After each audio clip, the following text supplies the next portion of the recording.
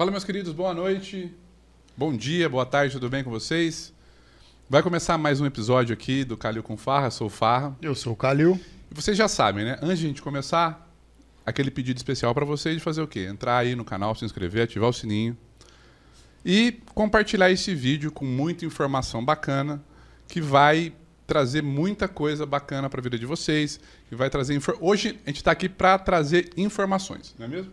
Isso. E a gente pede para que vocês, se acharem relevante esse conteúdo, que possam curtir, compartilhar, comentar, para que a gente possa trazer sempre assuntos relevantes, como a gente acredita que hoje nós vamos ter. Hoje, então, nós estamos com duas pessoas, duas mulheres sensacionais aqui, que vão falar de um assunto muito atual e interessante. Eu tenho certeza que vocês vão adorar. Nós estamos aqui com a doutora Lisete. Ela é formada em medicina pela Uniub, especialista em pediatria pela Santa Casa de Franca. Ela também trabalha na UTI neonatal aqui de Barretos, né, na Hospital Village, né, trabalha no ambulatório de especialidades também, aqui na Unimed. Isso. É também médica concursada da prefeitura. Já tem pelo menos aí uns 6 anos trabalhando em UTI neo, né? Isso aí. Nós temos também a doutora Silvia aqui, que ela é formada em medicina pela Faculdade de Ciências Médicas de Santos. Tem especialização em pediatria pelo Hospital Infantil Cândido Fontoura, de São Paulo. Especialização em neuropediatria pela FAMERP, Hospital de Base de São José do Rio Preto. Tem pós-graduação em psiquiatria infantil pela CBI de Miami. E uma pós-graduação em sono pelo Hospital Israelita Albert Einstein de São Paulo. Dê uma coladinha aqui, porque a gente tem que também falar tudo que essas mulheres maravilhosas vão poder oferecer para vocês. A gente aqui, né, a gente sempre tem uma política de apresentar os nossos convidados, mas também a gente gosta que eles falem um pouco também. Sim. Por exemplo, por que, doutora, medicina? Por que pediatria? Primeiro, a medicina, porque eu sempre gostei de cuidar dos outros, né? Então, desde que eu me lembro, que eu me entendo por gente, assim, principalmente quando a minha avó ficou doente, então aquilo ali me despertou. E a pediatria, na verdade, foi só depois, mesmo no final da faculdade, porque antes eu queria, tipo, oncoclínica, mas de adulto. E aí, quando eu comecei a trabalhar, que eu trabalhei antes de eu fazer a residência, eu trabalhei 1 ano como clínica médica, né, clínico geral. E aí eu passei a reparar que eu ficava feliz quando chegava uma criança para mim. Então, aquilo ali foi onde eu falei, não, eu quero fazer mesmo pediatria. E foi aí que surgiu a pediatria na minha vida, que eu gosto tanto. Você, doutora Silvia? Boa noite a todos. A pediatria sempre foi minha vocação. Eu sempre quis pediatria. Nunca falava, o que você quer fazer? Medicina? Não, pediatra. Queria ser pediatra. A neuropediatria veio depois. Eu já estava trabalhando como pediatra e foi um mundo, assim, à parte. Nunca imaginava que eu ia por esse caminho, mas, nossa, me sinto muito realizada. Atualmente, eu só atuo como neuropediatra aqui em Barretos. Trabalho no centro de reabilitação também, sou concursada pela prefeitura. Tenho consultório particular e fiquei com essa parte de neuro específica. E sou muito realizada, muito feliz dentro da minha especialidade. Muito bom.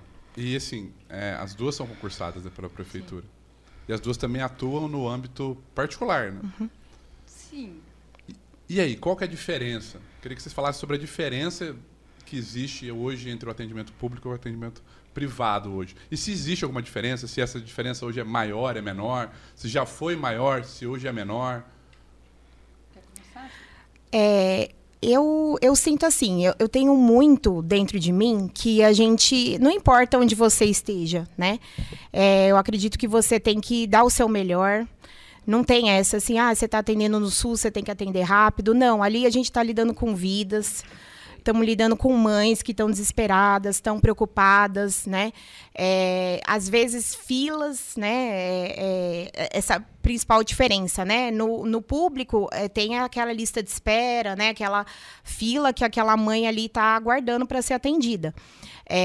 E no particular você consegue a consulta mais acessível, né? Mais rápido, né? Mas assim, em relação ao atendimento, eu acho que a gente tem que ser a gente, né? Tem que dar o nosso melhor, independentemente se está no SUS, está no consultório. E é isso que eu prezo aí para os meus pacientes. Mas, basicamente, a diferença, eu acredito que é o aguardo, né, pela especialidade, no meu caso, né? Sim. Eu sinto muito isso, que espera um pouquinho, é muita fila, tem pouco neuropediatra, né, atuando, no meu caso, né? Mas é isso, mas basicamente... Só para adicionar, vamos colocar assim, o que eu acho que muda, igual a Silvia falou, tipo, em termos de atendimento, posso falar de mim, né, igual ela disse, mas para mim não muda nada. O mesmo atendimento que eu faço no SUS, né, no posto de saúde, eu faço na Unimed. Isso não muda nada. Agora, em relação, para mim, como pediatra geral, seriam, tipo, demora de exames, às vezes, sabe? Que a gente pede. Não exame rotineiro de laboratório. Mas, às vezes, assim, sei lá, um tomo, um eco, né? Que, às vezes, a gente precisa, né? Aí demora, né? Diferente de um particular, ou mesmo igual a gente está falando aí, né? Da Unimed, enfim, dos planos de saúde, é mais rápido em relação do que o SUS. E a gente entende, né, por causa da fila, né? Mas, enfim, isso que eu acho que seria de diferente. Você atua na UTI neonatal, né? E tem também um espectro que você cuida de autistas, né? Sim, assim, o que acontece? Porque, assim, quando essa mãe vai e acha, olha, tem alguma coisa que não tá diferente um pouquinho, então ela vai primeiro a mim, né? E então aí é o que a gente estava conversando, até eu e a Sil, que você tem que ter um olhar geral, né? E assim, mãe, ela conhece o filho dela. Então, se ela fala para você que alguma coisa tá diferente nele, você tem que acreditar nela, porque tá diferente. Ela conhece o filho dela, entendeu? Então, isso daí, então, chega para mim, vamos colocar, olha, tá diferente e tal. Então, aí a gente tem esse olhar mais geral, tipo, olha, realmente tem uma coisa que tá diferente. Isso acontece onde? Na Unimed ou na prefeitura ou nos dois? Nos dois, né? Sim. Então, assim, chega aí essa criança, a mãe, às vezes, ela nem vem por causa disso. Sabe, assim? Às vezes, durante a consulta, ela joga essa informação. Tipo, olha, eu achei que na escola aconteceu isso, ou ele não tá geralmente, para comparar com irmãos, né? Tipo, olha, o meu outro filho fazia, ele não faz, tal. E aí, começa esse olhar mais aguçado, vamos colocar assim, né? E aí, tipo, no meu caso de geral, então, a gente vai aí triar um pouco, dependendo, vamos aparar ali as arestas, e aí, se necessário... Aí nós vamos encaminhar para o especialista ali, que seria o neuropediatra, né? No caso do autismo, você consegue fazer o diagnóstico só com exame clínico ou existe alguma coisa que possa fechar o diagnóstico que não seja só a parte clínica? Na verdade, é que assim, você não pode, geralmente não é o pediatra geral que vai fechar esse diagnóstico, mesmo por causa de laudo, essas coisas assim. Mas o que acontece? Você não tem um exame que você vai lá, faz tipo, pronto, fiz, igual o exemplo, você tem um AVC, né, um derrame. Você vai lá, faz uma toma, tá, você fez o diagnóstico. O autismo não é assim, entendeu? Então, não tem um exame que você vai lá e fecha, é que você tem que descartar as coisas, né? Então, por exemplo, será que ele escuta direito? Então, por isso que às vezes ele está com atraso na fala. Então, aí é onde vamos fazer uma audiometria, entendeu? Então, desse jeito, assim. Então, a gente não pode chegar e fechar, não tem um exame específico. Mas você vai levantando essas hipóteses, né?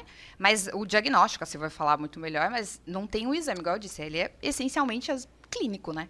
Então, ele é um exame, basicamente, de anamnese, às vezes. Ou muitas vezes, né? Com exames complementares para descartar as outras moléstias. Né? Exatamente.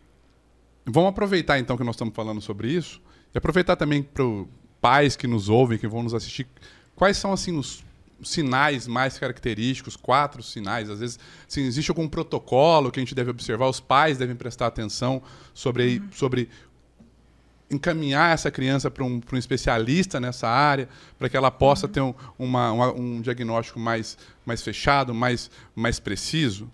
Sim. Geralmente, as crianças vão chegar com atraso de fala, né? Então, a gente tem que entender, né, que tem dentro de um período, a criança tem que estar falando, né? Não é só a fala em si, mas é a interação da criança, o contato visual, né? Outros gestos que a criança tem que estar fazendo, né? Eu vou dar alguns exemplos aqui. Ela precisa respeitar esse prazo, né? Muitas pessoas falam, não, é o tempo da criança, espera um pouquinho. Tudo bem, dentro existe uma faixa de normalidade. Vou dar um exemplo para ficar mais fácil. No caso da fala, até 1 ano e 6 meses, a criança tem que estar falando até aproximadamente 20 palavras. Até 1 ano e 6 meses. E até 2 anos e 6 meses, ela já tem que estar formando frases, né? Frases curtas.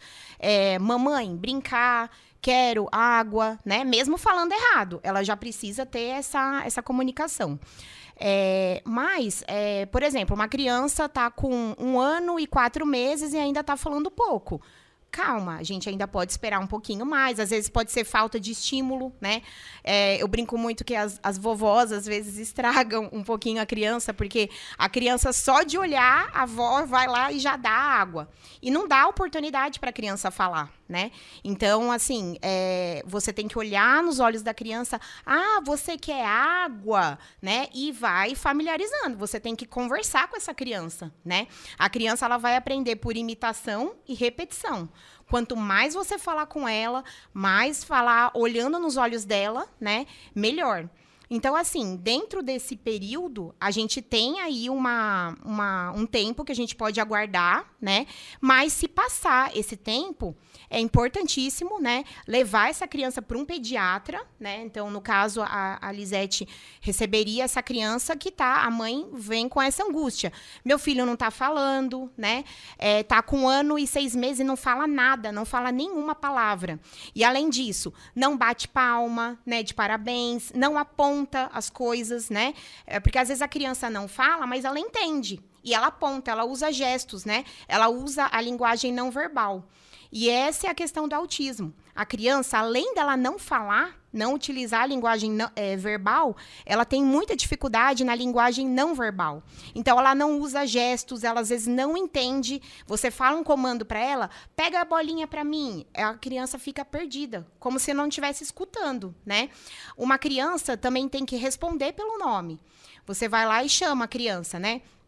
Isabela, Isabela, ela tem que olhar. Né? Tem até um teste que você tem que chamar a criança, né? De 10 vezes que você chama, ela tem que olhar em 8 vezes, né? Quando ela tem aproximadamente mais de 1 ano.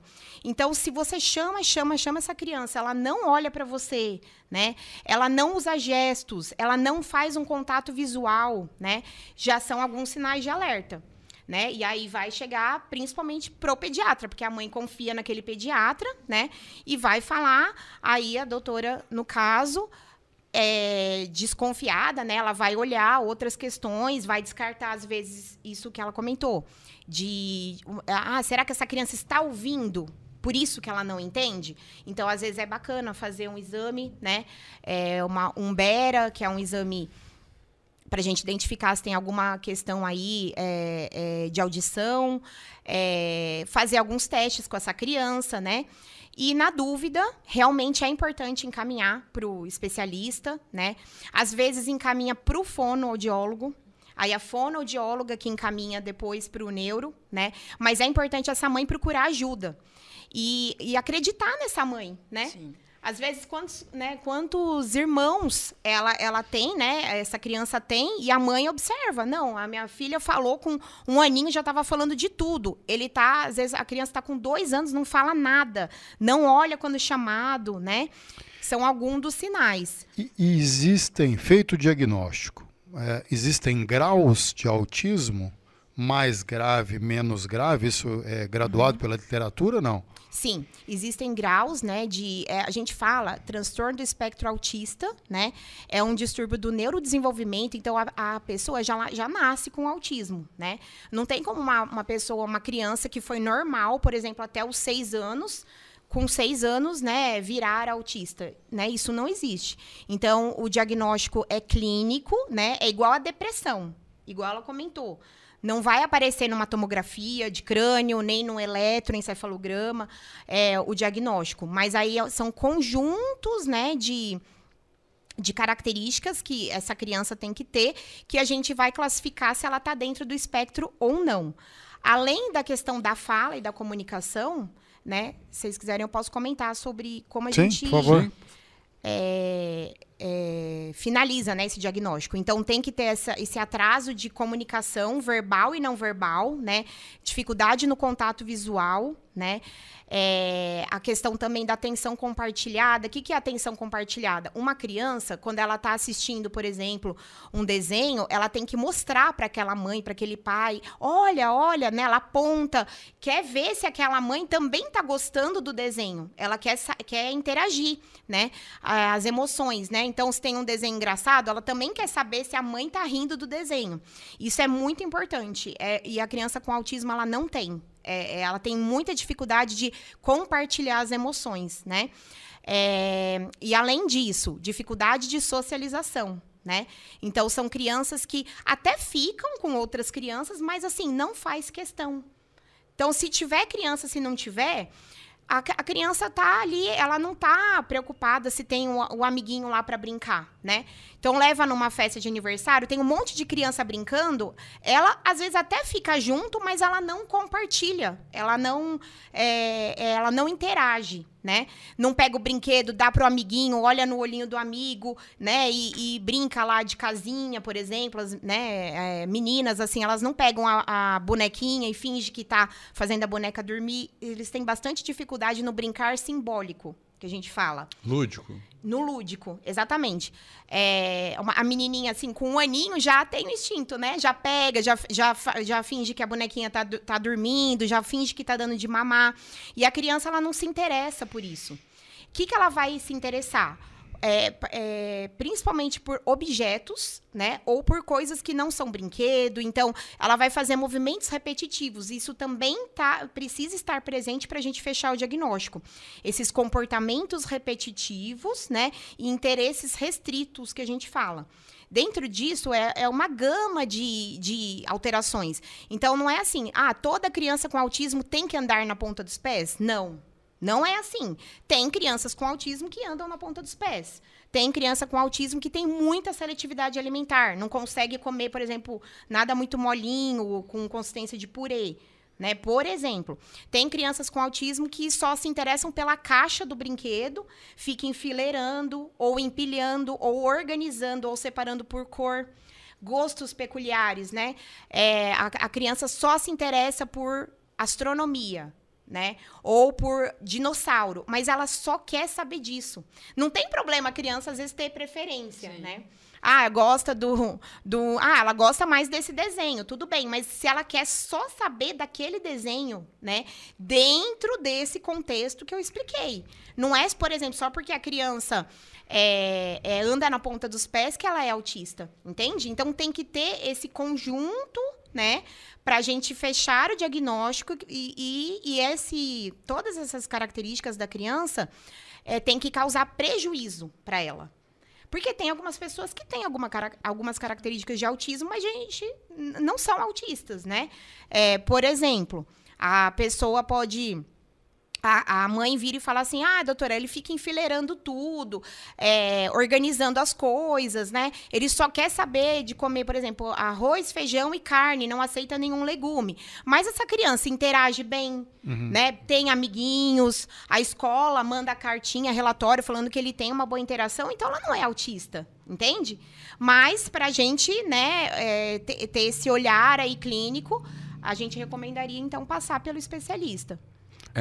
O contato que eu já tive com essa doença foi profissional, né, na área do direito, basicamente em que os planos de saúde não aceitam pagar o tratamento ABA, né? E que é direito, né, do segurado, do seguro-saúde, né, do plano de saúde, e aí ter que recorrer à justiça, né? Ou então o plano de saúde, não aqui, estou dizendo um caso genérico, né? Ou então eles querem limitar. E aí dizem, não, é só tantas sessões de TO, tantas... E quem prescreve isso é o médico. Isso é um ato médico, não é o plano de saúde que vai dizer que vai limitar isso, né? Então, na justiça, essas ações elas são muito comuns, né? Não só pela lei do plano de saúde, mas por causa da defesa do consumidor, né? E todo esse entendimento, né? Nesse tipo de moléstia, né? O Ricardo trouxe uma questão sobre os graus, né, de autismo. Eu não respondi a pergunta. Sim, não, mas eu quero aproveitar então para respondeu. Colocar mais uma pitadinha, que é o Asperger, né? Se ainda existe a classificação de Asperger ou se isso já ficou dentro dos graus de autismo. Não existe mais. Mas assim, pode falar, não existe mais. Agora é só, a gente fala TEA, transtorno do espectro autista, né? E aí, então, agora tem que ter essas 3 características que eu comentei, dificuldade de interação, né? Socialização, dificuldade na comunicação verbal e não verbal, e os movimentos repetitivos e interesses restritos. E tem que trazer prejuízo para a criança, né? Então, e tem os graus, né? Então, tem o nível 1 de suporte, que a gente fala. Para ser considerado TEA nível 1 de suporte, que é o grau mais leve, só que eu não gosto particularmente de classificar, porque para mim a criança pode ser do nível 1 e causar muito sofrimento para ela. Ela sofre bullying na escola. Essa mãe, só a mãe sabe as dificuldades que ela tem. Mas, às vezes, a gente acaba colocando, né, para ajudar ela no tratamento, né? Então, a gente sabe que é um nível 3, que é o grave. Eu coloco lá no relatório médico que a criança tem o grau 3, que é o grave. Mas, para ser nível 1, a criança tem que falar. Né? Então, se uma criança tem 3 anos e não fala nada, a gente não poderia colocar já que é nível 1. A gente teria que colocar já que é o nível 2, né, para cima, né, que seria o moderado. Entende? Então, assim, é difícil essa classificação em níveis, né? Eu acredito que isso também vai deixar de existir. Mas, o Sil, só fazendo um adendo, igual a gente fala, porque às vezes fala, ele é nível 2 e tal. Só que esse nível, né, você pode falar, ele não é tipo, é nível 2, acabou e é isso aí. Com as terapias, que são importantíssimas. ABA, por exemplo. Sim, mas, por exemplo, a fono, sim, a físico, que é a ABA enfim, né? é multidisciplinar. Então, assim, ele é nível 2. Na verdade, ele pode evoluir para um nível 1, entendeu? Se fizer essas terapias, mas uma pergunta leiga. Tem cura? Hoje? Olha, não tem cura, né? Não tem também nenhum medicamento que a gente que possa curar, mas tem um tratamento, e o tratamento importantíssimo são as terapias, né? Estimular essa criança. E não só a terapia, né? Não adianta essa criança ir na terapia e a família não complementar em casa. Não fazer a lição de casa, os exercícios que são passados, né? Quanto mais a família interagir com essa criança, né? Melhor, muito melhor. E o que a gente estava conversando sobre a importância do diagnóstico precoce. Por quê? Porque essas terapias ela vai cedo. iniciar as terapias mais cedo. Vai aprender. A questão, eu acho importante até a gente falar sobre isso. Eu queria que a Lica falasse também. Você, como pediatra geral, você recebe muitos casos desse aqui em Barretos? Sim, bastante. A Sil pode falar o tamanho da fila que a gente tem hoje no SUS, tipo, mais de 1.000 crianças, sabe? Para passar com um especialista. Porque, assim, óbvio que não significa que essas 1.000 crianças, que aí a gente tô chutando o número aí. Mas a fila é grande, isso. Sim, tipo, mas não significa que todas essas vão ter o transtorno do espectro autista. Vai ter aí junto uma hiperatividade, né? Um TDAH, né? Assim, então, isso daí, né? Então, a gente está precisando de mais neuropédio. E igual eu disse, então, não tem muito, mas não só do transtorno do espectro, entendeu? Tipo, meio que fica tudo misturado. Agora, um grande problema que eu vejo, e a gente conversa bastante, é, por exemplo, hoje, a bendita das telas. Sabe? A gente até pensado em falar sobre isso, porque acho que talvez seja pra falar isso aí. um problema, né, universal esse, né? Então. Não, mas é muito. Porque às vezes, quantas vezes a gente, até igual eu como pediatra geral, mãe fala, olha, tem aqui muito hiperativo, não para quieto e tal. A gente fala, vamos combinar assim? Vamos tirar o celular e vamos tirar a tela. E aí, daqui 15 dias, você volta. Volta outra criança. Vocês não têm noção. Entendeu? Então, como é prejudicial, sabe? A bendita das telas. Porque é um negócio, então a criança não interage, porque aí ela não vai brincar, nada, ela fica lá focada naquilo ali, nos jogos, enfim, o que for. Isso atrapalha muito, muito o desenvolvimento. Existe, agora de leigo também, existe um estudo que talvez o Brasil seja o primeiro ou o segundo país com mais tempo de tela do mundo. Eu não sei essa classificação, posso estar falando uma asneira aqui, me corrijam se eu estiver falando errado, mas eu tenho certeza que é um dos maiores do mundo. Né? A posição eu não sei. Mas existe alguma diretriz médica que indica a partir de que ano seja seguro para a criança começar a usar a tela? Olha, existe, tá? A Sociedade Brasileira de Pediatria está recomendando, tá? Isso não é uma opinião pessoal minha, nem da Lisete, mas é 0 telas até os 2 anos de idade. Até os 2 anos de idade não é recomendado, porque o maior desenvolvimento dessa criança é até os 2 anos, né? O crescimento do crânio, você pode ver, né? É a fase que mais cresce. Então, significa que os neurônios estão lá, a todo vapor, estão se multiplicando. A criança que fica em tela, ela não interage, né?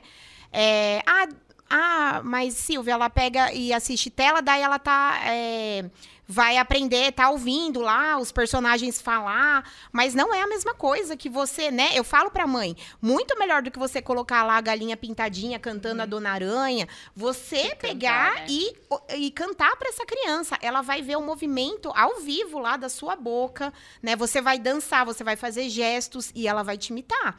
Se ela tá ali na tela, não é a mesma coisa. E outra coisa, é liberação de dopamina, né? Não sei se vocês já ouviram falar, tem se falado muito da droga digital, né? A dopamina. A mesma substância, né, que as pessoas liberam com o uso de drogas, que é a dopamina, é liberada com esses desenhos, né? E dependendo do tipo de desenho, libera mais ainda. Isso causa um estresse para a criança. A criança fica viciada naquilo, né? Ou jogos, ou mesmo a televisão, e ela quer saber mais, ela quer mais. E a criança fica um anjo quando ela está assistindo, né? Você fala, nossa, não tem nem criança em casa. Eu falo que é a babá mais barata que tem. Você deixa lá a criança, só que aí depois você vai ver as consequências. Essa criança se comporta mal, ela não se concentra, prejudica o sono, né?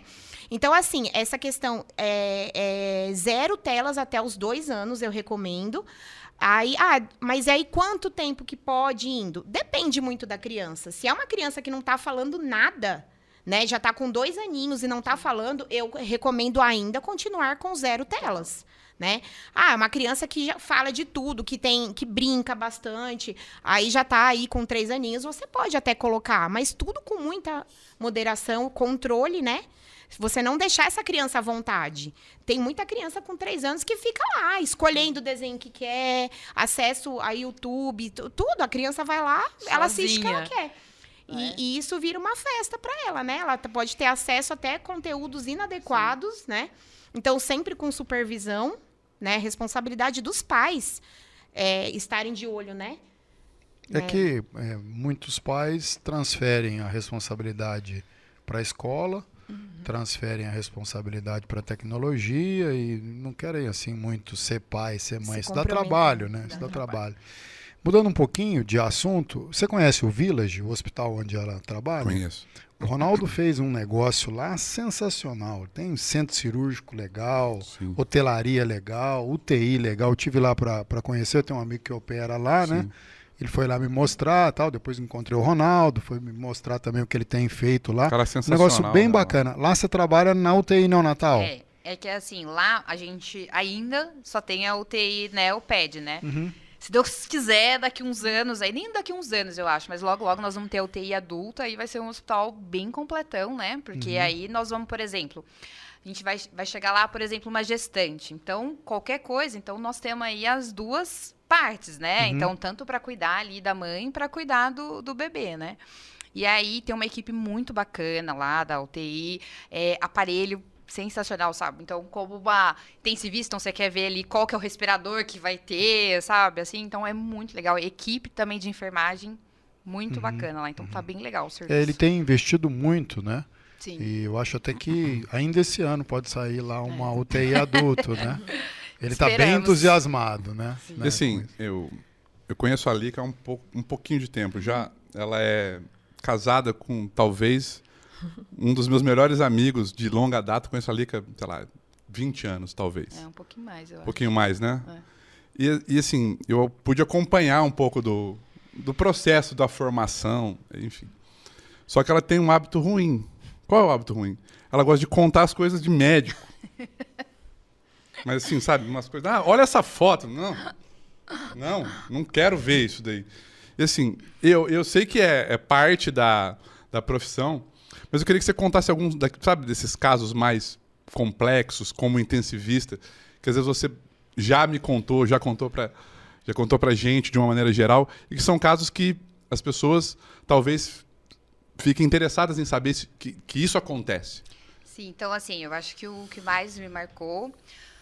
hoje ele já tem 4 anos, mas ele era de Rio Preto e aí não achava vaga de jeito nenhum, enfim, isso num outro hospital que eu trabalhava. Ele e o bebê? O bebê, tipo, né, não achava vaga, tal, pra mãe era gemelar. E aí veio pro hospital, tal, nasceu um menino e uma menina, né, o menino pesava 750 gramas e a menina 600 e pouco. A menina com 1 semana, infelizmente, veio a óbito e aí ficou o Heitor. E o Heitor ficou com a gente por 7 meses. E assim, o Heitor, ele passou por altos e baixos. Quando você falava assim, nossa, eu não acredito, nós vamos perder o Heitor. De repente, era uma fênix, sabe? Assim, e hoje ele tá super bem. Ele mora em Rio Preto, né? Tem 4 aninhos. E até hoje a gente tem contato com a família, sabe? Porque eles vinham todos os dias de Rio Preto, na visita, e querendo ou não, se forma um vínculo... Isso aqui em Barretos. Aqui em Barretos, sim. Você forma um vínculo que... Olha, por isso que eu falo que eu sou apaixonada pela minha profissão, porque, olha...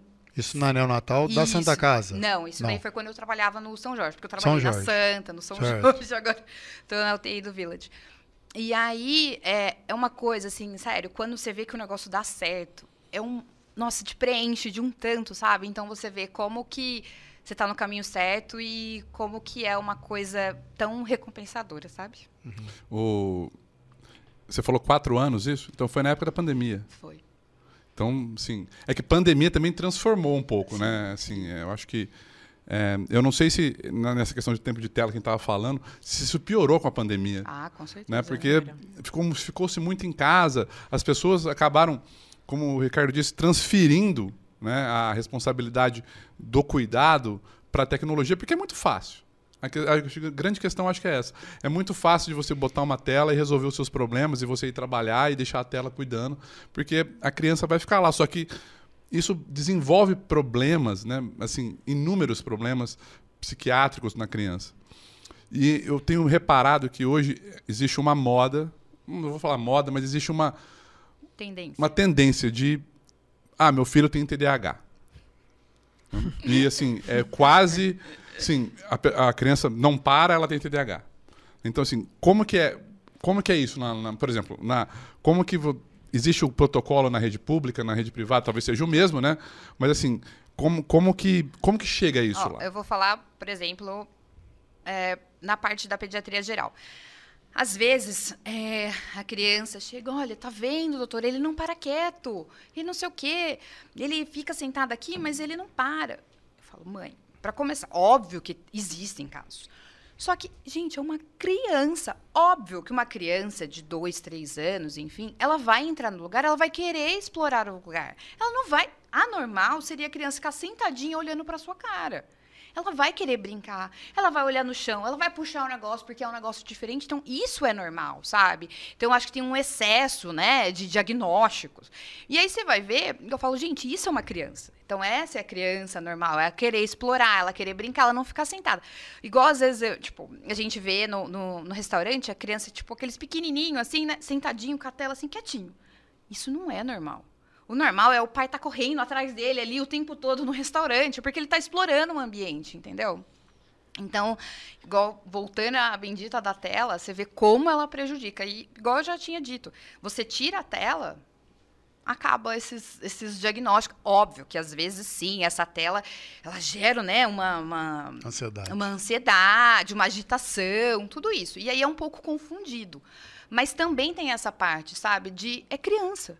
Ela vai brincar, ela vai explorar, ela não vai parar quieta. Isso é o normal, né? Então, assim, no caso da pediatria geral, então chega, geralmente, igual a Sil falou, vem o relatório da escola. Então, não é assim, meu filho tem. Então, não, calma aí, vamos ver o que a escola fala. Aí a escola vai falar, vai te manda um relatório, o que acontece, deixa de acontecer.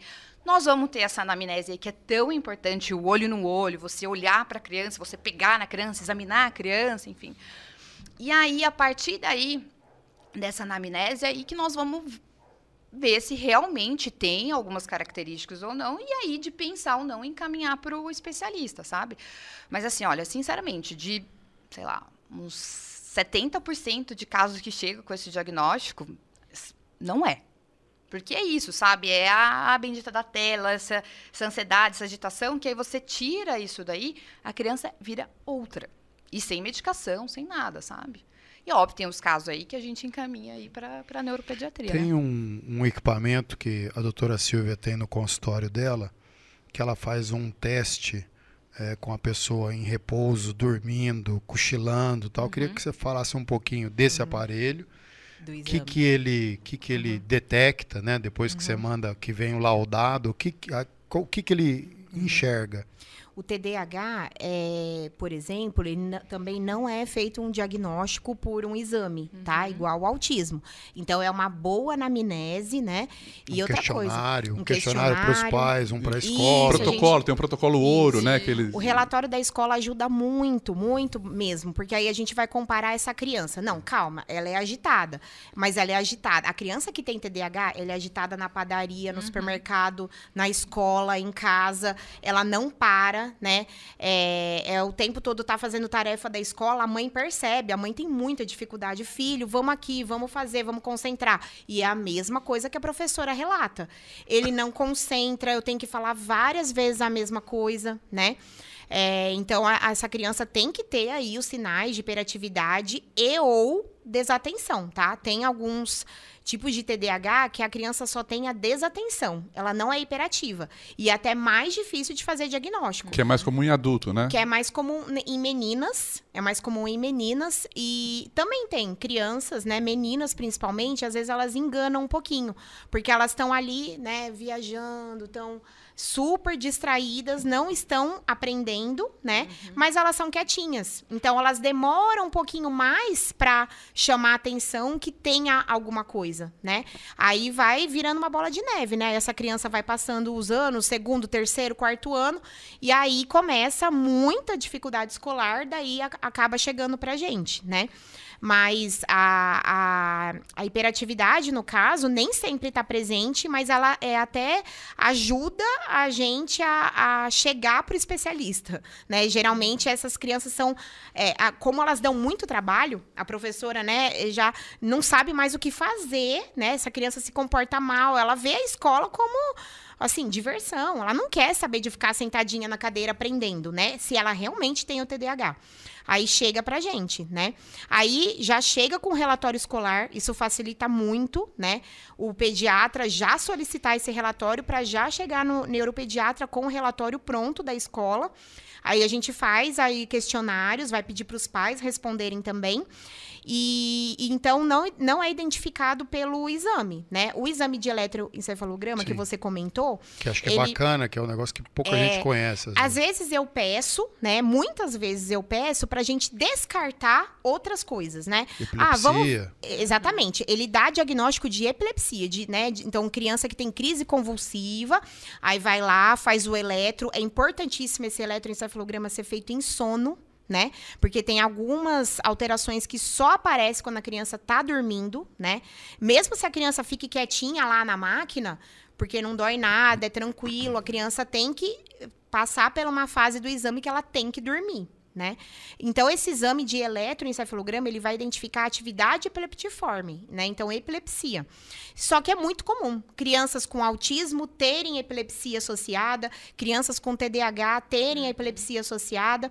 E, às vezes, eu gosto de pedir para descartar outras coisas, principalmente quando tem genética favorável. Ah, não, a mãe era epilética, o pai era epilético, a criança nasceu muito prematura. Nasceu antes de 37 semanas, né? Aí tem mais fator de risco pro autismo, pro TDAH e pra epilepsia. Então, a gente, às vezes, faz esse exame para descartar. Será que essa criança tá tão agitada, com esse comportamento tão alterado, porque tem aí alguma atividade, né, irritando o cérebro dessa criança, alterando o sono dela, né? Aí a gente pede o exame, entendeu? Eu falo que a criança que não dorme, ela também é muito agitada, né? Então, criança que não dorme direito, e isso também tem a ver com as telas, né? Às vezes a criança fica lá até 2 horas da manhã, jogando, não dorme direito, aí no dia seguinte, às vezes a criança ela não fica tão cansada igual adulto, ela fica elétrica. Quanto menos ela dorme, ela pode ficar mais agitada no dia seguinte. Então, também é um diagnóstico diferencial da hiperatividade. Às vezes, essa criança simplesmente está dormindo muito mal, e aí ela não consegue concentrar na escola, ela fica agitada. Então, a primeira coisa, eu sempre pergunto muito do sono, como que é o sono dessa criança, quantidade de telas que usa por dia, antes da gente fechar esse diagnóstico de TDAH. Aí traz o relatório da escola e a gente vai ver. E, para finalizar, tem a questão dos fatores de risco também. Então, assim, às vezes a mãe já chega, não, doutora, eu tenho TDAH, eu uso Ritalina, né? E a gente sabe que é genético. Então, é uma luzinha que se acende, né? Uso também de drogas na gravidez, cigarro, tabagismo na gravidez, álcool na gravidez, também pode aumentar a chance desse gene do TDAH e do autismo se manifestar. Não que seja a causa única e exclusiva, mas ele aumenta a chance. Então, a gente vê que é multifatorial. Entendo. Né? Eu li, comprei um livro, porque eu tenho diagnóstico de TDA. Sem o H, né? Sem hiperatividade. Sem hiperatividade. Mas eu li que existe um experimento hoje, eu acho, exames de imagem do córtex pré-frontal para avaliar se existe atividade, se não existe atividade. E eu não sei, tem uma curiosidade, eu não sei até que ponto isso está adiantado, se isso já é possível, se isso ainda é experimental. É experimental, mas existe, tá? Já tem estudos sendo feitos, mas assim, ainda não protocolo, né? Protocolo, realmente ainda o diagnóstico que as ferramentas que a gente usa pela anamnese, pelo prejuízo dessa criança. A criança, ela tem que ter prejuízo escolar, senão ela não pode ser considerada TDAH. Às vezes a mãe vira e fala, ai, doutora, eu acho ela muito distraída. Tudo eu falo pra ela, parece que ela tá no mundo da lua, mas a menina só tira nota 10. 9, 10, ela não é TDAH, ela pode ser distraída, apenas isso. Você acha que ela não está prestando atenção, mas ela tá, entende? Esses exames existem, né? Tem estudos, né? Eu acredito que o futuro vai ser, né? Por essas imagens, né? E identificar aí alterações. Mas é uma tecnologia, assim, muito avançada, né? É um tipo de ressonância que não é a ressonância comum, né? Então, por enquanto, Porque demanda a atividade ficar clara, né, no córtex, né? Porque, pelo que eu entendi de quem tem TDAH, né? A gente tem um furo no córtex. Passa tudo, né? O córtex seria o nosso filtro, né? O filtro da nossa... Então, a gente tem problemas com atividades executivas, né? Eu, por exemplo, tive um diagnóstico muito tardio de TDA. Mas eu nunca tive prejuízo. Talvez esse era o meu problema. Mas eu tenho todas as características, né? No protocolo, eu só não tenho prejuízo. Mas eu tenho as características. Então, eu percebi que atividade de longo prazo, longa duração, a falta de atenção, sabe? Todos os outros sintomas estavam presentes, o que me deu essa, em tese não, mas assim, o que levou o médico, há anos atrás, me diagnosticar. E eu sei que tem drogas hoje muito mais avançadas. Eu uso, por exemplo, um remédio muito mais novo que a Ritalina. Né? E eu, assim, já usei Ritalina, achei péssimo. Acho que Não sei se funciona só para criança, mas acho que para adulto muito ruim. Eu tive uma experiência muito ruim com Ritalina. Então, o problema é que o que eu vejo se tornou muito comum a ingestão desses medicamentos. Né? De você... Porque isso é um doping, às vezes né? até de forma indevida, né? Às Sim. vezes até sem o diagnóstico. Sim. Então, eu vou turbinar para fazer prova. Exato. Né? Usa para estudar, né? Na Isso. medicina, talvez, eu já escutei histórias que eles usam para fazer prova, para estudar, né? Esses psicoestimulantes, né? Que são Venvance, Ritalina LA, tem o Atenta hoje, eu não sei se ele está na mesma característica, mas eu acho que é um parecido. Então, assim, eu não sei... Assim, digamos que a criança chegue para você lá na prefeitura, no postinho. A partir de quantos...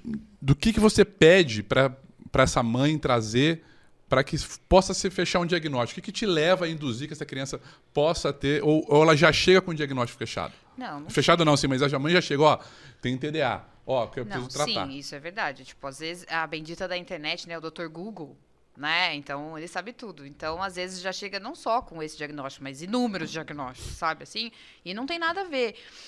Mas, igual a Silvia falou, eu falei, você não faz, chegou lá na pediatria geral e fechou o diagnóstico. Super importante, igual a gente falou, a gente fazer a anamnese aí e batendo mais uma vez na tecla do relatório da escola, para saber E acho como que é que psicólogo também, Sim, né? Porque eu acho que então, o que assim, aplica o tudo isso questionário é o aí. psicólogo, né? Sim. E às vezes, tipo, eu trabalhando no SUS, o que a gente vê muito ali tem muito problema familiar, sabe, assim? Então, às vezes, o que a criança precisa, ou só a família inteira, na verdade, é de psicoterapia, entendeu? Você começa a fazer ali uma psicoterapia, já resolve muitos problemas. Aí, quando a criança volta, ela já está bem melhor. Então, você vê que não era tudo aquilo e que não tem esse diagnóstico. Aí, depois, a mãe até concorda com você. Nossa, é verdade, melhorou, sabe? Então, é óbvio que tem algumas crianças que saltam aos olhos, né? O diagnóstico, enfim, as características. Mas igual, a gente fica um pouco de mão atada ali no posto, né? Igual eu falei. Então, o que a gente pode fazer ali para essa criança... Tanto é que as medicações aí que você estava falando, que são no receituário amarelo, a gente não tem no posto. Óbvio que se eu quiser, vou lá, faço todo um processo para ter. Mas não é, tipo, igual às vezes tarja preta, que tem lá no posto, o receituário e tal. Essas receitas não são assim. De amarelo não tem? Mas vocês não podem receitar? Sim, na verdade pode, entendeu? Mas né, e não só eu, mas eu acho que a grande maioria ali dos pediatras geral, você não se sente à vontade de meter uma medicação dessa, sabe? E às vezes você ter prejuízo na criança, e às vezes fazer um diagnóstico errôneo, entendeu? E você atrapalhar em vez de ajudar. Então aí a importância de tudo isso que a gente falou, então da psicoterapia, e você encaminhar para o especialista para ele sim fazer um diagnóstico correto, né? Não é assim, vamos dar remédio de Ritalina para todo mundo. Com você, Silvia, você lembra assim de algum caso que foi muito bacana ou muito trágico nessa caminhada na neuro? Nossa, muitos. Por exemplo. Muitos. Um bacana e um ruim. Isso. E depois a Alica pode falar, inclusive, porque ela tem alguns interessantes também, que eu já sei.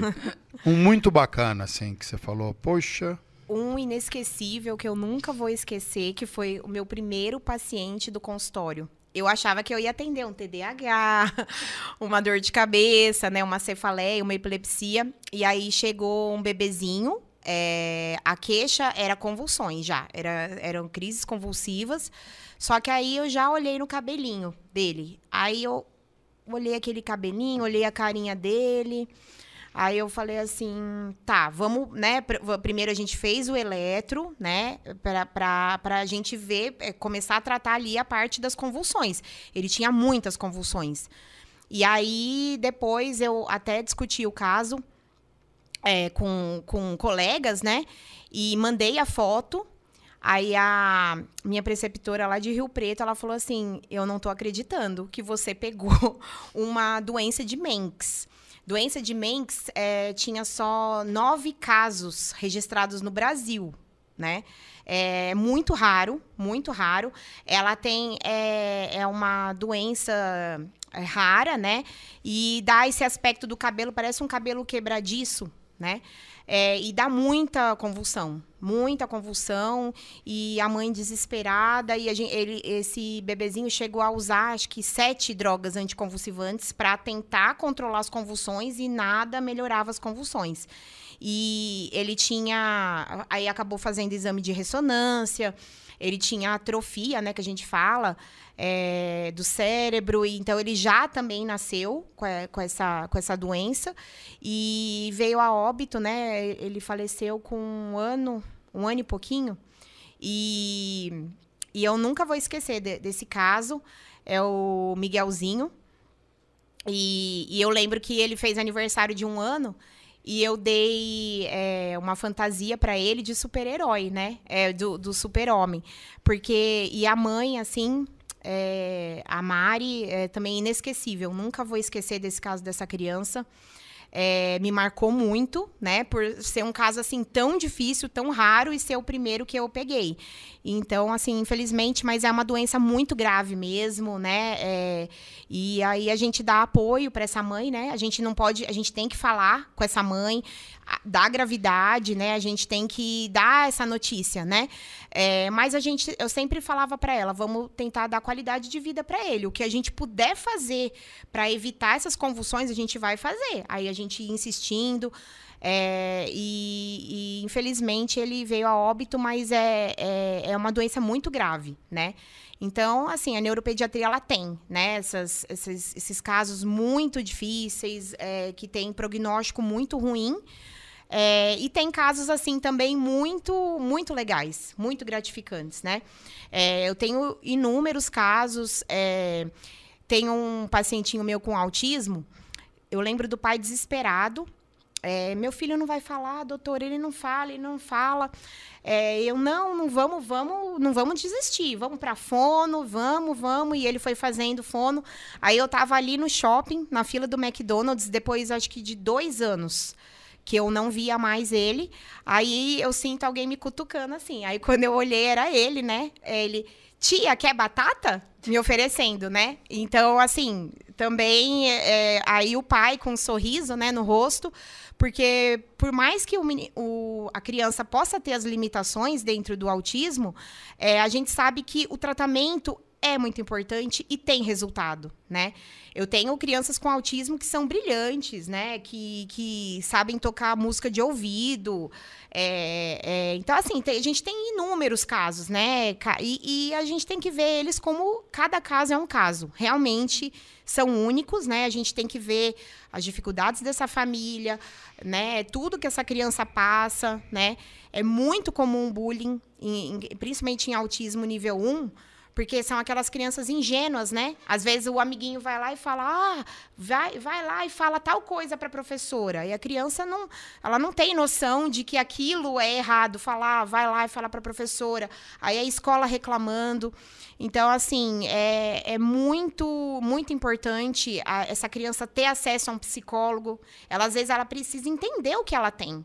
Porque, às vezes, ela se acha, né, diferente, mas ninguém explicou, né, o que ela tem. E isso clareia muita coisa. O diagnóstico não é para rotular a criança. É autista. Não, é para ajudar. É para ajudar essa família. A escola também tem que estar ciente, né, desse diagnóstico, porque isso pode mudar a vida da pessoa completamente. Já fechei diagnóstico de autismo o adulto, né, com 21 anos, né, a mãe já era irmão, a mãe me procurou. Então, assim, tem alguns casos que passam despercebidos, né? Vai indo e essa criança vai se virando, vai aprendendo a lidar. Então, por isso que é importante, né? Sempre a gente tem que ouvir muito a mãe. A mãe sempre sabe que tem alguma coisa diferente. E às vezes a mãe fala, olha aí, tá diferente. E é o familiar falando, não, você tá procurando pelo em ovo. Não é nada disso. Mas, em muitos casos, a mãe chega e fala assim, doutora, eu já sabia desse diagnóstico há muito tempo. Só que todo mundo falava que eu não precisava ficar preocupada, que cada criança tem seu tempo. Vocês são mães. Uhum. Vocês são mães, são médicas, trabalham em mais de um local, tem que estudar muito, que é uma área que tem que estudar, se atualizar muito. O que vocês fazem para relaxar? Qual que é o hobby de vocês? a gente senta e conversa. De medicina, não, né? Às vezes A grande maioria. Mas assim, as nossas filhas têm a mesma idade e elas são muito amigas. E, enfim, então às vezes a gente tem algumas aulas juntas, elas estudam em escolas diferentes, mas estudavam antes na mesma escola, depois se separaram, mas continua a mesma coisa, então faz natação junto. Então, nessa 1 horinha lá que elas estão fazendo natação, é quando a gente conversa, desabafa. Independente disso, eu também gosto muito de filme, série, adoro sair com meus amigos, né, como também estava falando. Bom, acho que é isso. E curtir, né? A família. Assim. Viajar. Viajar. Viajar é bom, né? Viajar é melhor que trabalhar, não é? Oh. Eu falo isso. Viajar é melhor que trabalhar.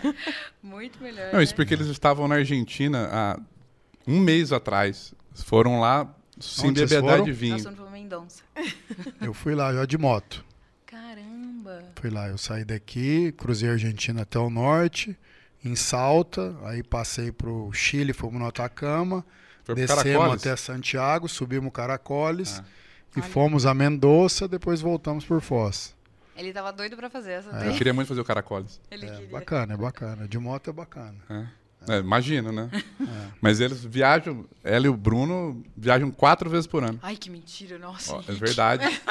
4 vezes por ano. Todos internacionais. É importante. Todos. É importante porque a carga na profissão de vocês, ela é bem pesada, né? É, igual a gente tá falando, eu só queria falar de um caso que é muito pesado. Então, eu acho que eu ia... Desculpa te interromper, mas eu queria muito que você falasse. Talvez esse seja o que eu esteja pensando. Né? Da menina, não é isso? Isso. É. Bom, então assim, igual a gente falou, né? A gente tava aí. Bom, no posto. Eu tava no posto atendendo e igual eu falei, eu demoro para atender, igual eu demoro para atender no SUS, eu demoro para atender no particular, não tem dessa. Você não consegue tocar a consulta com criança em 10 minutos, 5 minutos. Você não dá para examinar a criança. Mas, enfim, chegou essa criança levada pela tia, que a menininha ela achou estranho. Foi dar banho a menininha de 4 anos. Não vou falar o nome, mas eu lembro, enfim, né? E aí ela foi dar um banho na criança e essa criança, na hora que ela foi lavar ela deu uma travada. Enfim, ela achou estranho e resolveu levar no pediatra. E aí, quando tem a cena, assim, eu lembro que ela deitou na maca, quietinha, ela não falava nada. Aí eu falei, olha, a tia vai te examinar. Eu sempre explico pra criança, sabe? O que eu vou fazer, deixar de fazer. Se vai doer, eu falo. Se vai doer, se não vai doer, eu também falo. E aí eu expliquei, porque ela já tinha 4 aninhos, entendi. Eu falei, ó, a tia vai te examinar, tal. Enfim, sei lá, me deu uma luz... E a tia falou que achou meio estranho e eu fui examinar. Aí comecei a examinar, eu escutei ela ficou quietinha, sem fazer nada. Quando eu desci a calça e a calcinha dela, ela ficou quietinha, mas ela começou a chorar compulsivamente. E ela chorava, quietinha, sem fazer nada. E aqui, óbvio, né? Aí eu fui, examinei, eu achei que o ímã estava rompido. E aí eu fiquei em dúvida, a tia, aí, né, a tia começou a chorar, não sei, eu falei, calma, vamos ver. Aí eu pedi para um colega ginecologista que estava lá, né, para ele poder examinar se ele confirmava também a minha suspeita, e ele disse que sim. E o mais, vamos colocar aqui, né, que me chocou. Bizarro, isso aí. O que mais chocou era a mãe que abusava da menina. Meu Deus. Com objetos, com o dedo, e aí depois a menininha contou. Tanto é que o ímen, ele não estava rompido normal, Faz vamos tempo colocar isso? assim. 1 ano? 1 ano. Ela continua presa, a mãe? Ai, olha, porque me deixou muito mal, sabe, assim, porque eu tenho toda aquela sensação, sabe, da menininha, e quando eu tirei a calça dela, você via que ela estava desesperada, mas ela ficou quietinha.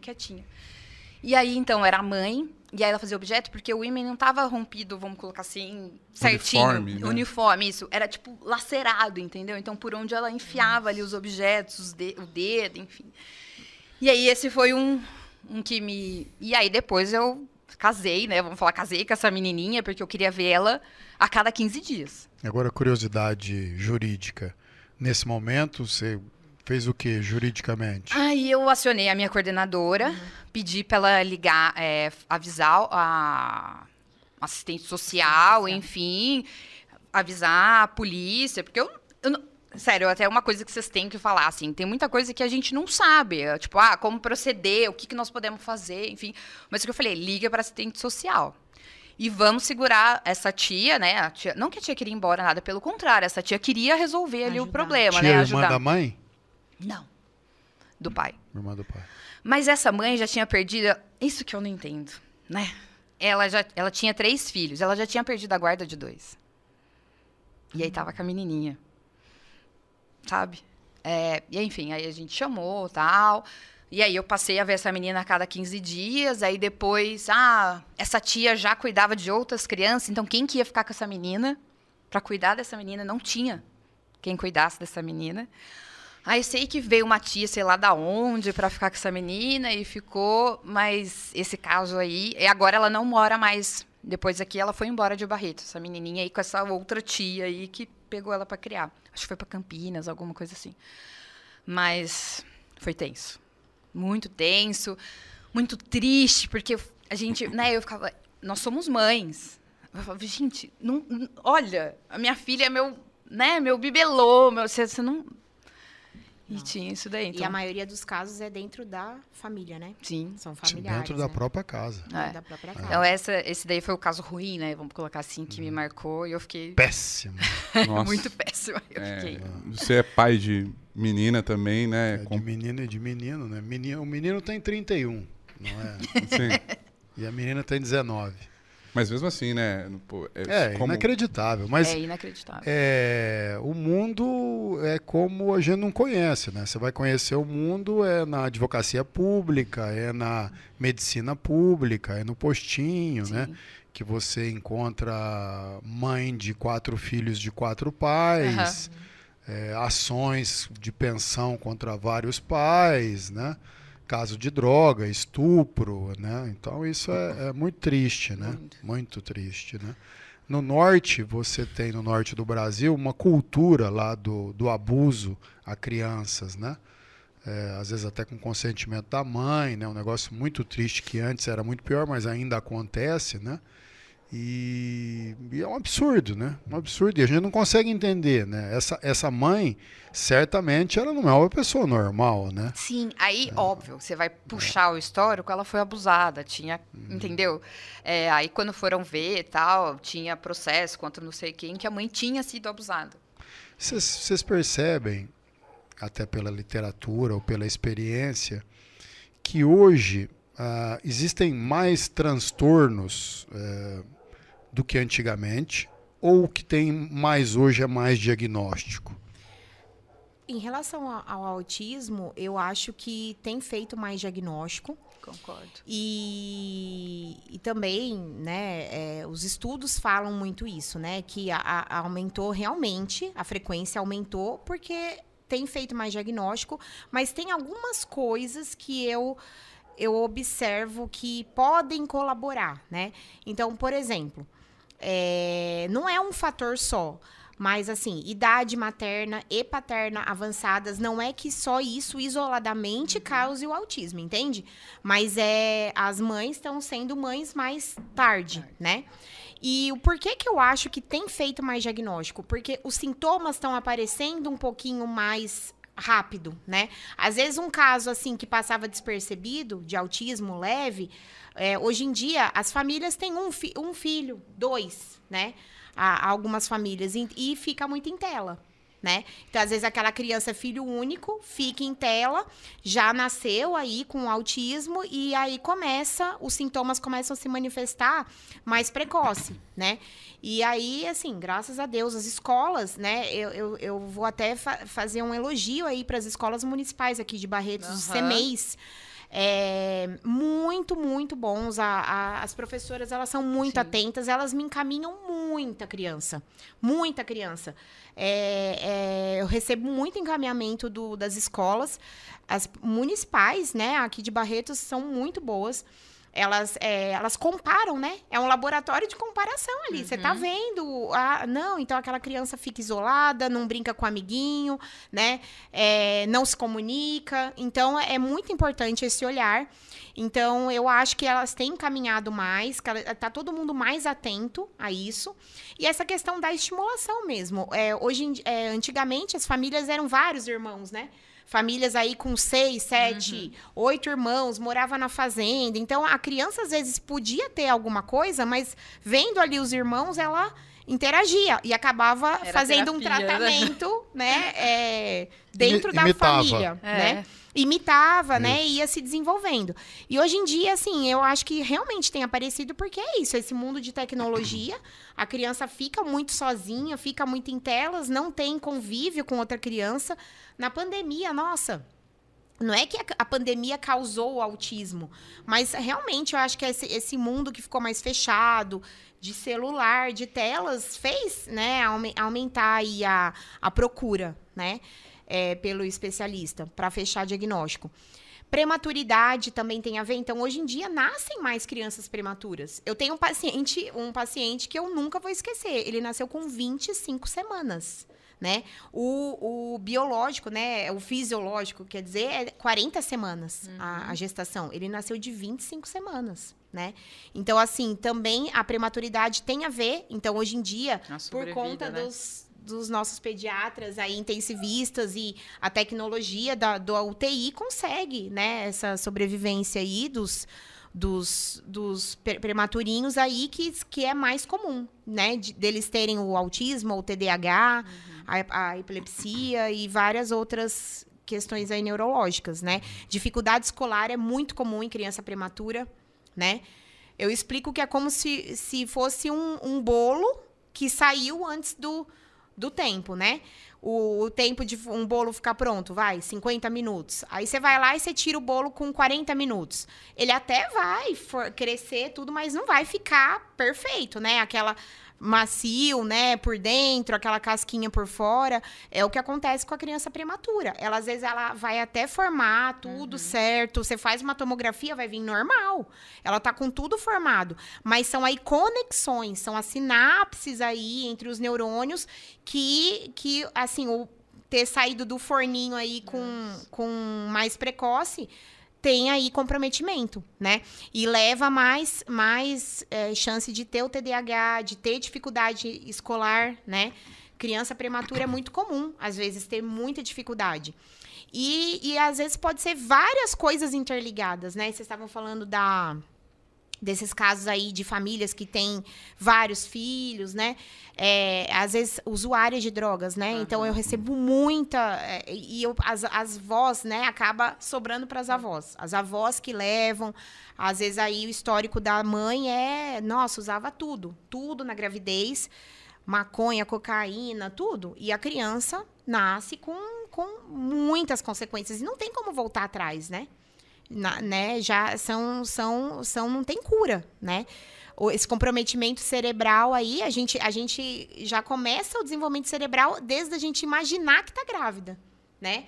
Já começa. Então, a gente tem que a gestante tem que ter uma vida saudável, tem que se alimentar bem, né? Tem que comer carne, tem que comer proteína, né? A maior fonte de proteína vem da carne, né? E isso é importante também. Então, todo o processo aí neurológico vem desde, assim, do preparo dessa... Para receber, né? Para receber essa criança, né? Então, assim, quando a mãe quer engravidar, a mulher quer engravidar, é importante ela ter esse conhecimento. Começar a tomar as vitaminas, ácido fólico, se alimentar bem, zero álcool, Zero tabaco. Não existe quantidade segura de álcool na gravidez. Não existe. Tabaco. Nem de tabaco, né? Ah, mas é só socialmente. Não é seguro, né? Eu não recomendo, né? A gente não recomenda, ginecologista também não recomenda, porque a gente sabe que pode, né, ter aí algumas consequências com o comprometimento aí neuronal, cerebral, né, de todo o desenvolvimento dessa criança. Né? E a gente, se encaminhando assim já para o fim, a gente sempre pede para os participantes aqui do nosso podcast para que deixem uma mensagem, né, para quem está assistindo, né, seja de qualquer forma, seja dentro da profissão de vocês, de vida, qualquer questão, por exemplo. Nossa. Leve. Leve, tranquilo. Cuide bem dos seus filhos, ame-o e tire telas. Você, Silvio. Eu também vou para esse lado mais aí da minha área. Brinque com seu filho, né? É importantíssimo brincar. Brinca com a criança. Brinca de esconde-esconde, pega-pega. Corre com essa criança, tira das telas, né? Convive aí entre família, né? Isso é muito saudável, né? E outra mensagem que eu queria deixar, acredite nas mães, né? Se a mãe tá falando... tem alguma coisa de errada com meu filho, né? Estimula essa mãe, ajuda essa mãe, vai pro pediatra. Neuropediatra é difícil mesmo, às vezes, o acesso, mas vai na pediatra, tira dúvida com o seu pediatra de confiança, ou, né, converse com alguém e acredite nessa mãe, porque às vezes a criança tá realmente com atraso e a gente não pode perder tempo, né? Eu vou deixar uma frasezinha, assim, na neuropediatria. Não existe assim, cada criança tem seu tempo. A gente não gosta disso, né? Eu prefiro a frase, tempo é cérebro, né? Então, assim, se você percebe que a criança está com atraso, procura ajuda, porque às vezes pode fazer muita diferença na vida dela, né? Ela começar com tratamento precoce. Isso é fundamental. Então, não fica com vergonha de ir atrás do neuro. O neuro tá lá para te ajudar, né? Tem muitas mães que ainda têm preconceito. Ai, neuropediatra. Me mandaram pro neuropediatra. Às vezes não, né? É uma consulta. Às vezes até para descartar, né? Só orientação, né? Às vezes coisa básica que a gente pode falar, tira das telas, melhora o sono dele, que você alimentação melhor. Alimentação, você pode, assim, já descartar um monte de coisa e mudar aí o desenvolvimento dessa criança, entendeu? Então, é isso aí. Acredite sempre nas mães. A mãe sempre tem aí uma intuição, né? Eu acredito muito, muito nas mães. Eu levo muito em consideração. Nenhuma queixa, para mim, eu considero como... eu sempre valorizo, né? Aí a gente depois orienta, né? E acolhe se for, né? Se for realmente aí um diagnóstico dentro da neuropediatria, a gente vai acolher e vai ajudar. Eu vou fazer de tudo que eu puder fazer para essa criança ter acesso ao tratamento. E se demorar esse tratamento, eu vou orientar essa mãe, estimular em casa. E é isso, essa mensagem que eu queria falar. Sempre acreditem nas mães. Elas são poderosas. Assim, desse bate-papo que a gente teve, eu acho que o que mais fica de legal disso tudo é a importância da família, né? A importância de ter uma família estabilizada, de ter, de verdade, que a família estimule a criança, que a família cuide da criança, não transfira a responsabilidade, que ela consiga dar suporte para a criança. Porque muitos problemas, é fácil de identificar quando vocês falam que pode estar ligado ao ambiente familiar. Isso pode estar modulando muita coisa na vida da criança. Então, sim, eu acho que tudo que a gente conversou aqui, eu acho que fica essa mensagem da importância da família. Acho que a gente trouxe muita informação legal. Quero agradecer demais a presença de vocês. Dizer assim que acho que nós tivemos um tempo excelente aqui hoje em raça de qualidade. De qualidade. Com informação boa. Com muita coisa. E assim, talvez tenha sido o podcast mais bonito que nós fizemos, né? Porque dessa vez nós trouxemos duas mulheres lindas aqui, inteligentes. E para balancear um pouco aqui essa nossa... A nossa falta ignorância e feiura. Essa falta... essa nossa falta de estética, né? Digamos assim. A gente queria agradecer muito a presença de vocês, a disponibilidade de estarem aqui com a gente, com o público, né? A gente queria pedir para vocês curtirem, compartilharem, se inscreverem no canal. Mais uma vez. E esse conteúdo realmente ele é muito relevante. Muito obrigado. Obrigada pela oportunidade. Né? Obrigada pela oportunidade, pelo convite. Muito obrigado.